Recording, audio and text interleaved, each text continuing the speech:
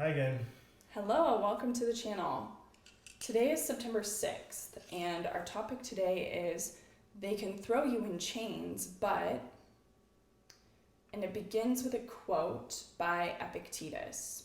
He says, "You can bind up my leg, but not even Zeus has the power to break my freedom of choice."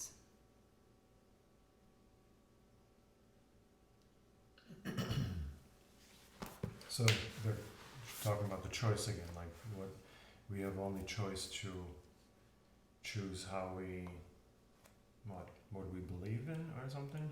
How we're looking at things, like the perspective that we're taking in any moment, what we're saying, and then what we're doing, behaving in the world.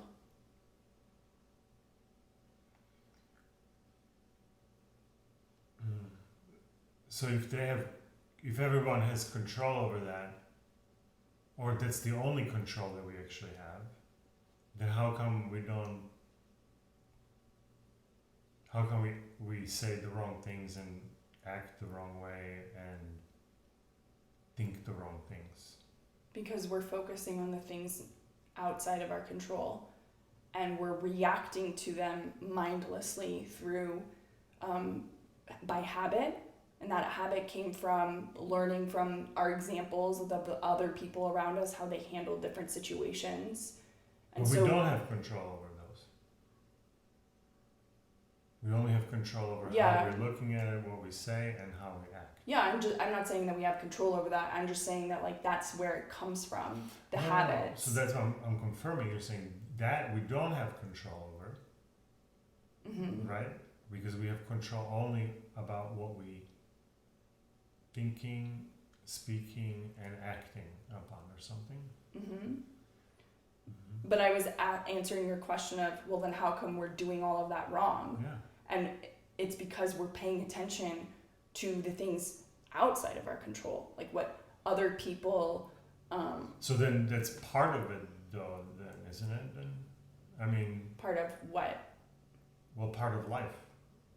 Like part of the human experience. Part of life is like the back and forth between what I can control and what I can't control. That they're like interwoven between each other. It's like a braid. And it's in every moment, it's my job to extract from this. Okay, all of this stuff is outside of my control and all of this stuff is. And that's tricky because the way that it all feels is like this one mixed up blend of all the things. And how I learned to relate to the things inside my control and outside my control, that's where I was getting at with the habits. I learned how to do that. I'm not even aware that I'm doing that I'm kind of like misusing my power or something like that. And I learned how to do that based on the examples of human beings in my life as I grew up and learned how to be a person. So now I emerge at 18 and I'm not even aware, let's say, of that this is my specific way of interacting with things. I'm not aware that I'm paying too much attention to things outside my control because it's always just felt normal to me. And so now this process of philosophy is waking up to that and being like, oh snap, I didn't learn this the most optimal way because I know it's still normal. It's normal. It's totally normal, but it's not optimal because I know like how I'm thinking and speaking and behaving. I have clear evidence in the results in my life that that's not optimal. No, optimal, yes, it's not optimal, but it's still normal. Yes. Yeah, because it's like because we're still doing it, every single one of us is focusing on the wrong thing.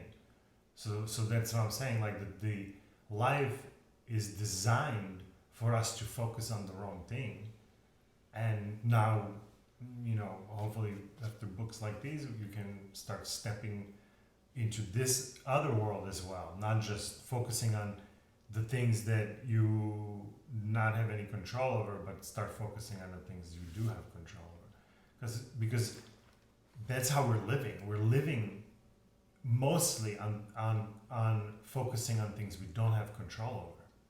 Right. So it's Right, on right. each person individually. Right, but then but then they would say we are all horrible people. We shouldn't even be here. We're so terrible. We are bad. Bad people. My brain doesn't go to that place. My brain goes to like that's normal place of like that's just what it is to be a person. Oh, it just seems like that shouldn't be happening.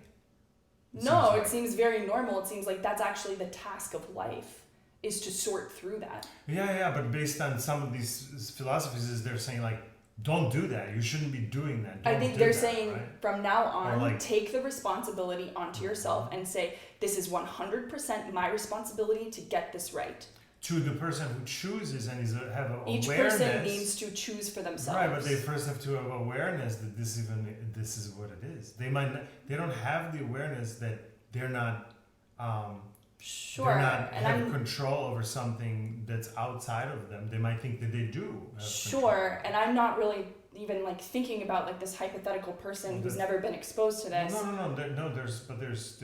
There's more to it, right? Okay. So there's the person who's not aware of all of this, right? And then they're acting in a certain way because they don't even know. Sure. Right.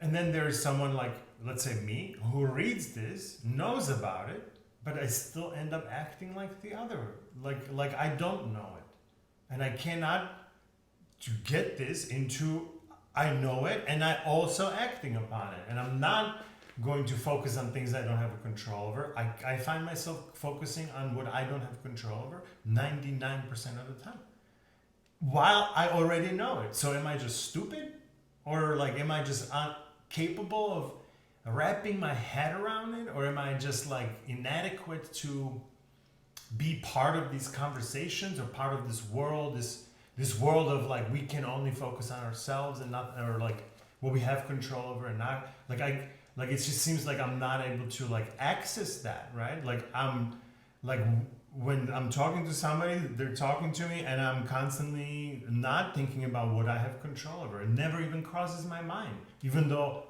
I know it because I've read through this, and this is not my first time hearing about it. I've known this for years, that I have only control over what I think. But nevertheless, I can't get myself to do it. I'm doing the other thing still, right? It's like, I don't know what I need to do. Like that's my frustration with this is like, yeah, these are great. I love these messages, but how do I actually get myself to execute those things? Like have a glimpse of like, oh wow, right now I could have been thinking about what this other person is doing, but I caught myself thinking about what I have control over. Like that has so far not happened, right? I'm constantly caught up in what other people think. At this point, do you have a clear sense of the type of person that you want to be? No. Because I think it might start there. Because once that's in place, now that sets off a cascade, a chain reaction of this is what's important to me.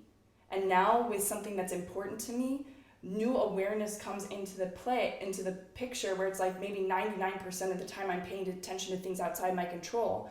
But now that I'm clear on who I want to be and what's important to me, like maybe one of those percents in the day, some new awareness happens that just feels fresh and feels like a little aha and a break in the pattern and just like a little bit of juice to keep me going, like a little bit of dopamine to keep me going. And now I build on that over time with repetition, and those patterns start to eventually break down.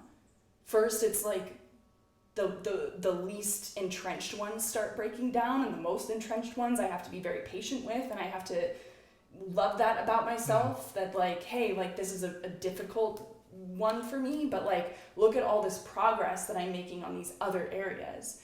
And so like the progress also doesn't feel like this big thing that happens all at once. It just feels like a steady stream over time.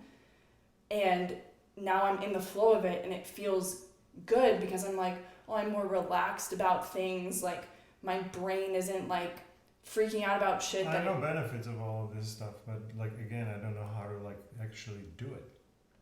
Yeah, I mean, I can only share my process, which is like I get clear on who I want to be, the identity piece, the value piece. So who do you want to be? What is your identity thing? I want to be the type of person who is living the right way. And there's a bunch of ways that I define that internally and that I've talked to myself about that. I talk to myself about this a lot. I journal about it. And so then I'm like, okay, well, what does that look like? Well, it looks like, okay, let's say there's some lifestyle things, but now let's say like in a relationship with other people, like what does that look like?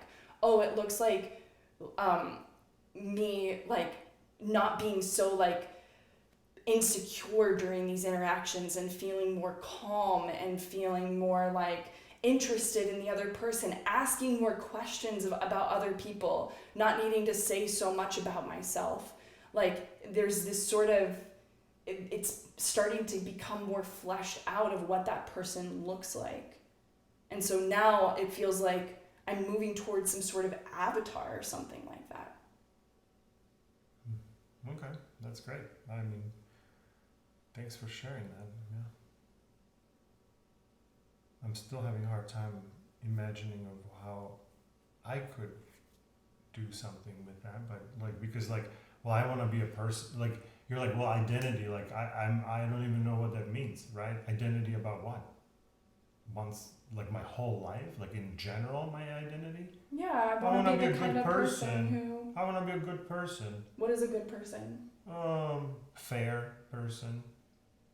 You know, okay, so you want to be fair? Fair and help people. Okay, so if you want to be fair and like that sits well with you and you're clear on that, now all of a sudden when you go through your day and you're like having your internal monologue, there's questions like, is this fair to all the people here? Is this fair to me? Is this fair to this other person? Is this fair to this?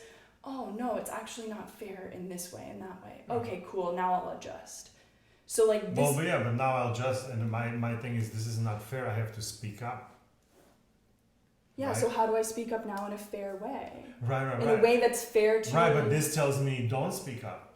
How come? Because it says this has nothing to do with you. If something is fair or unfair to these people, what is it to me?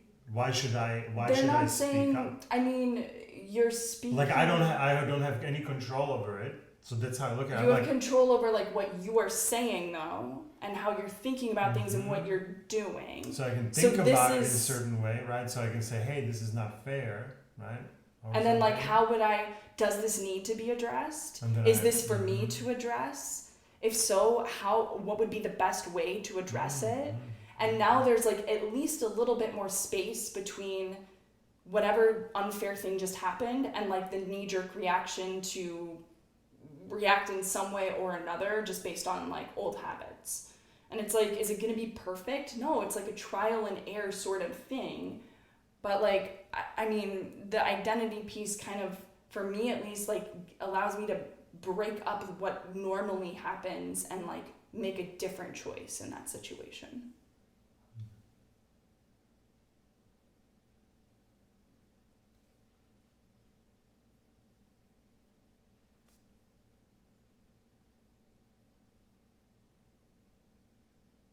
Yeah, I just want to kind of go back to say, like, I'm getting way too involved into what other people think and things that I don't have a control over, and the things that I do have a control over. Like, if I find myself going over there, then I say, well, I don't have control over anything. I just need to observe this, and it's being observed. There's some struggle over here. There's some excitement over there. When you say I don't have anything to do with this, like, right? Like, I just need to say, like, what is important, what is only important to me, and I need to just go do what's important to me. Yeah, in a lot of cases that's true. In a lot of cases it's like with people who want to drag me that way or other way. Yeah, I should just go do my own stuff. Yeah, and focus on what I can do. Right? Not what I can do for others or something. Maybe like that. I don't know. Yeah, this is very difficult for me to figure out. I'm just kind of flipping between being too much on this side or too much on that side, right? Like I don't have control over anything, which is true. I have control of nothing. And then even what I think, I don't actually have control over, right? Because like, hey, I want to think something else right now. I can't really do it. So I don't have a control over that, right? So I don't have actually control of how I'm looking at it. Okay, how I'm looking at it. Is it, I'm really looking at something and it's making me angry, let's say, right? So is that the trigger that is like, this is making me angry, so I'm looking at it the wrong way because this emotion arose up. So I need to be looking at it differently. So I need to change now how I'm looking at it so I'm not angry. So now I'm searching in how can I be looking at it differently?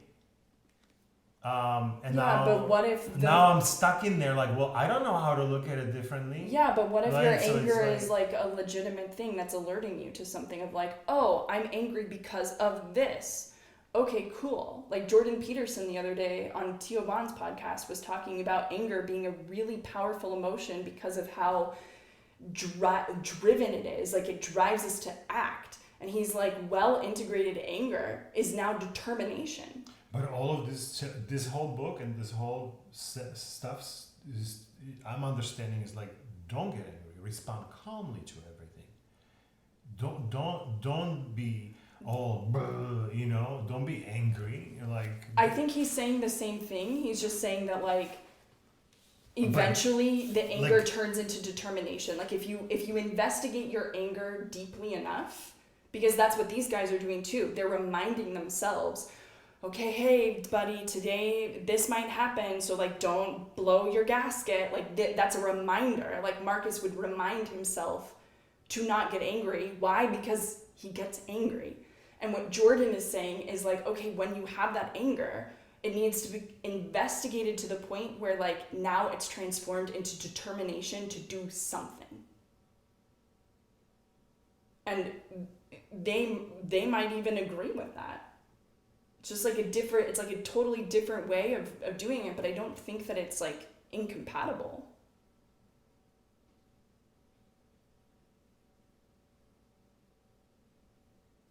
But why I'm getting angry is because I don't have a control over it. And I want a control over that.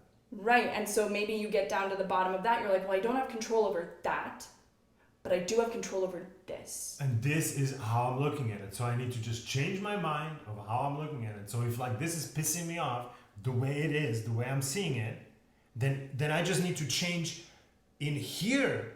I don't want to change this. No, accept this. Accept how it is and change the way you're looking at it. Therefore, I look at it and say, this thing that I consider as a horrible thing, an unfair thing, it's okay. Like I have to do that. Otherwise, my anger will continue, right? So the only way I can change is how I look at it. I have not just how I look at it, what I say and what I do. So if something's making me angry and I investigate it and I'm like, this is not okay here. Mm-hmm. Now, what are my options? Okay, well, I could confront it verbally. I could maybe confront it with some action of mine. I could confront it by pulling myself away from the situation if that was an option for me. So like there's all these different ways that I can react to this situation. Right, but I will be reacting to the situation. I'm just using that word. But what I mean is like making a choice about how I'm going to react based on this is the fact out here. And now like I understand what's going on out there. I'm having this emotional reaction to what's going on out here. But like that's the extent to which I should be like putting emotional energy into this thing. Instead, what I should be putting energy into is what's my play?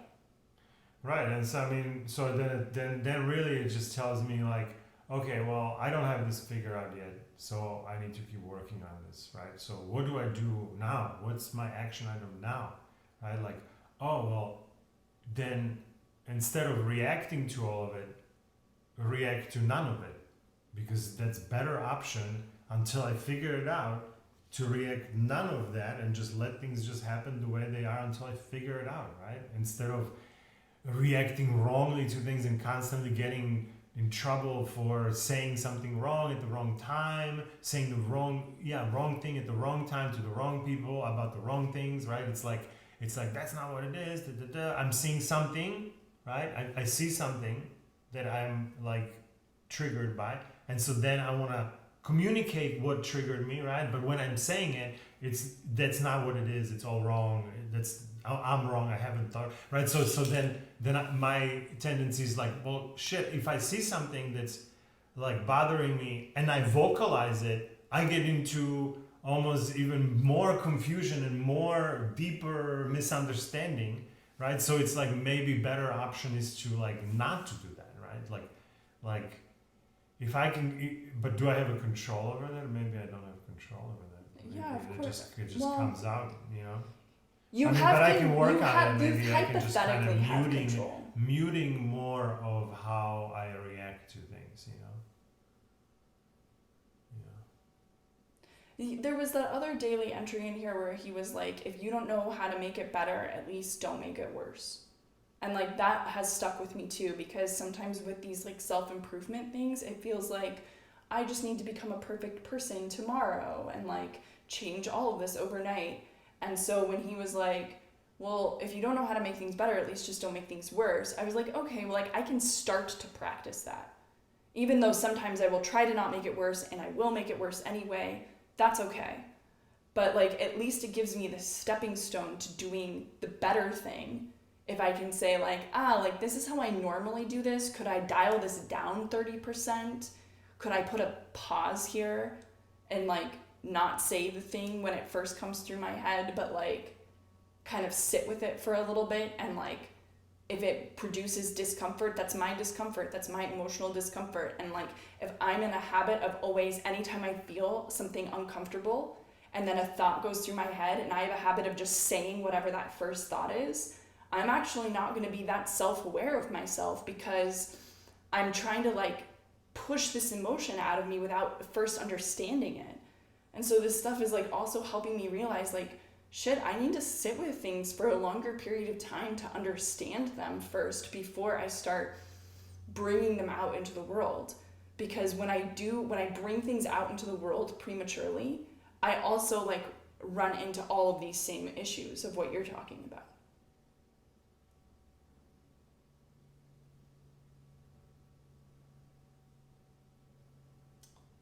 Yeah, it's just like when there's a conversation and I have some thoughts or ideas and I want to share them, like if I don't share them right there and then, and I say to myself, no, don't do it because you don't know how they're gonna react to what you are about to say.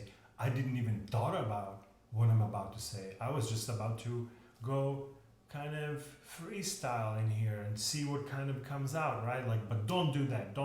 Okay. So thought this through before you answer, and then answer, right? So what comes out to me is that like, well, when do I do that? Do I do that right there and then? Like, okay, hold on 1 second, I'll sit for 30 seconds. I will need to think about it. Or do I say, oh, that's a great point, I will have to think about it a little more and then I'll get back to you, and then I need to write it down someplace and then find some time in my day next couple of days to actually find 20-minute period of time where I sit down and think about this concept, so before I can actually answer it, right? Because then how other way could it work? I mean, every situation is different. And ultimately then when someone is talking to me, that what you just said means to me, just be like, okay, I understand, try to understand it, but don't say anything. Go over someplace and think it through. I mean, it sounds like you're doing like a lot of mental management on this whole thing. That's like even like. That's what I'm hearing is what I need to be doing in order to not to say something off the cuff. Right, but like if you say something off the cuff and you're like scared of how the other person's gonna react, again, like you are now. I'm not scared of it. You aren't. No, I'm not scared of it. But you're trying to avoid it. Well, yeah, because I'm trying to avoid it when somebody's triggered or something, right? Like, and I never know what triggers them, so it's very like I'm not trying to avoid it. I just say something, and then I see other people being triggered, and I was like, man, I shouldn't have said that or something. Well, it's just like it's not I shouldn't have said that. I already said it. So like, what can I learn about this person and our interactions for next time? And not to say it. I mean, that's not the lesson though. Like, what is I mean, the that's lesson? that's the action item I'm currently taking. Right, but like that action item is like leave that out of. But you will never say, you will never because have that thought to I will say that have thing to. again. I will have to. Right. So because, so it's not a good action item. It doesn't help well, you. no, it's not a good action item if I don't have what I just was describing, to have some sort of a system to say, hey, I need to write this down and actually go think about that some other time and then bring it back up. Because otherwise this is gonna disappear and I'll never be able to like bring that back. Like, who's gonna remember all this stuff? I mean, if it's I got. So then off the cuff is like you're saying, well, that's dangerous because you then are saying things that are not gonna be thought through fully. But I'm not saying off the cuff. I'm saying like things that are very charged emotionally, or things that I have like a strong habit of pattern with. Those are the things that I need to stop myself from giving more airtime to. I'm not saying like every single thought that I have now needs to go through 10 filters before I accept it. Like these are context dependent sort of things. And if I fuck it up and I get a bad reaction, okay, that's fine. There's supposed to be fuck ups. There's supposed to be misunderstandings. There's supposed to be miscommunications. I'm not scared of that. I look at that as like, okay, cool. I can learn something from this that I can apply not only to this relationship, but other relationships in the future, and I can continue to get better as a communicator. And you do this? Yes. Oh, okay. That's cool. That's good to know. I didn't know that you were doing that. Yeah, I don't think I'm doing that.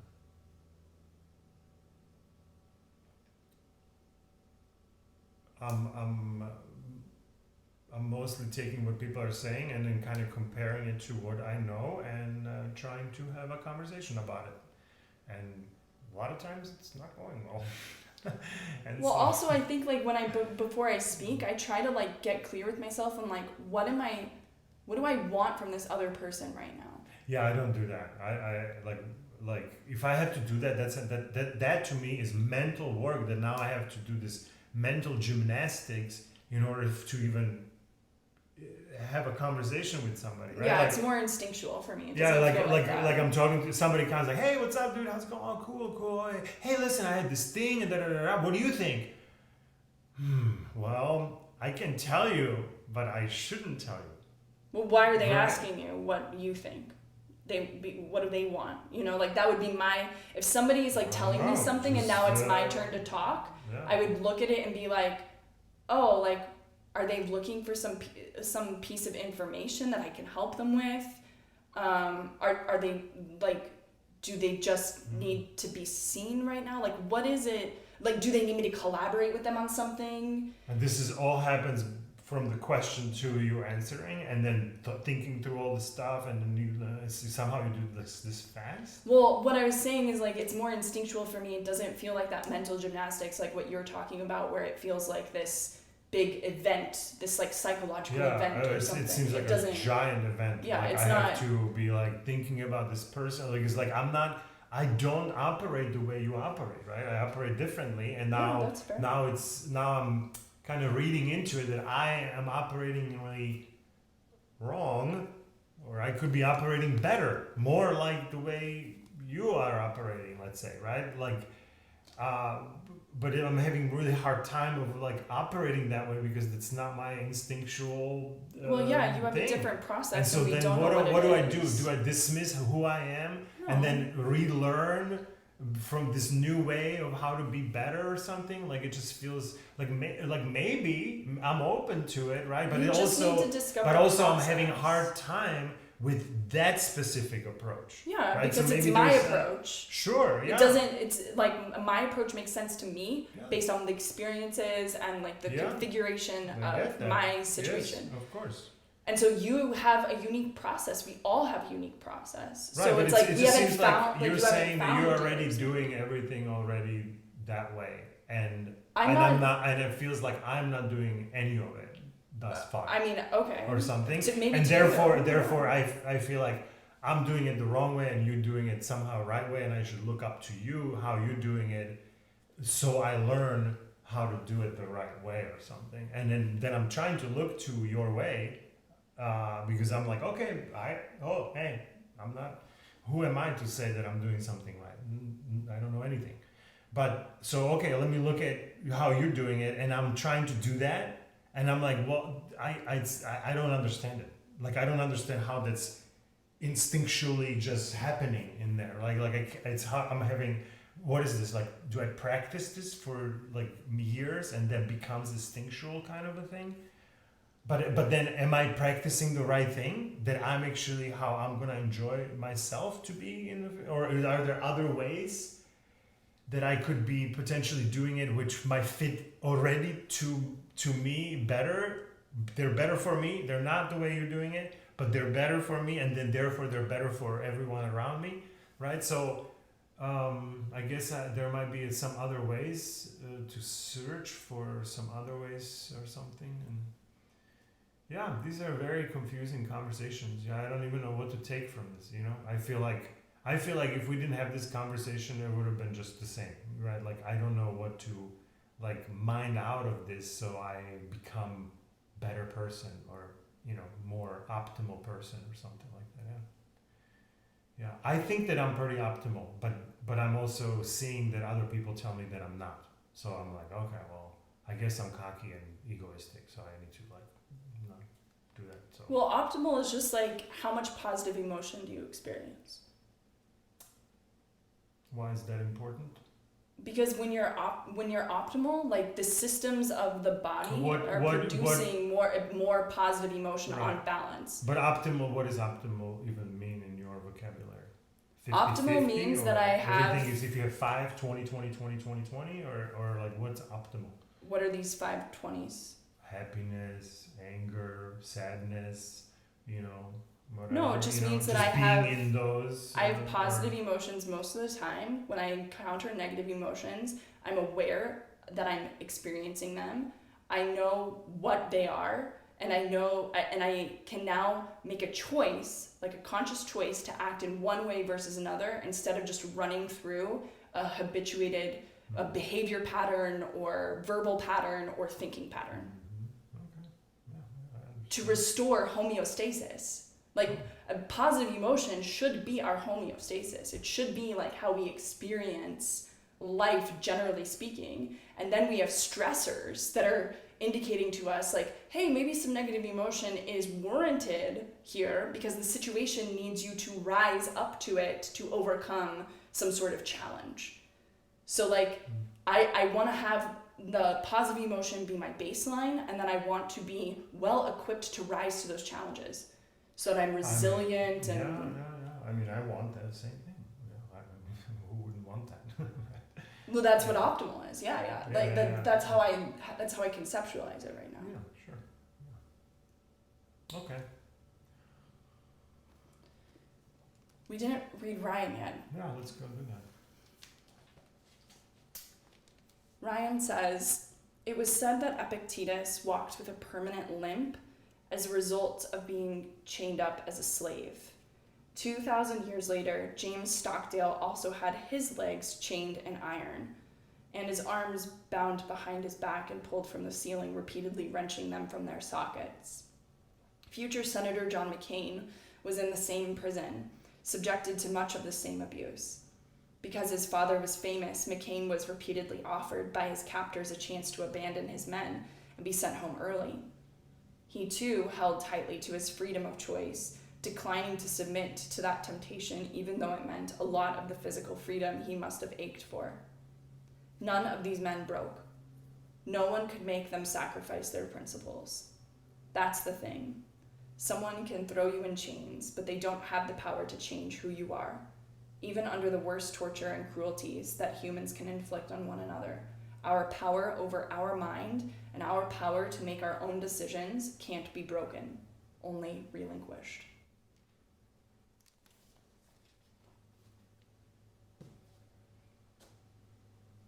Cool. Anything else you got on this one? That's it for me. All right. Cool beans. All right, well, thanks for sticking it out with us today, and we will see you here tomorrow.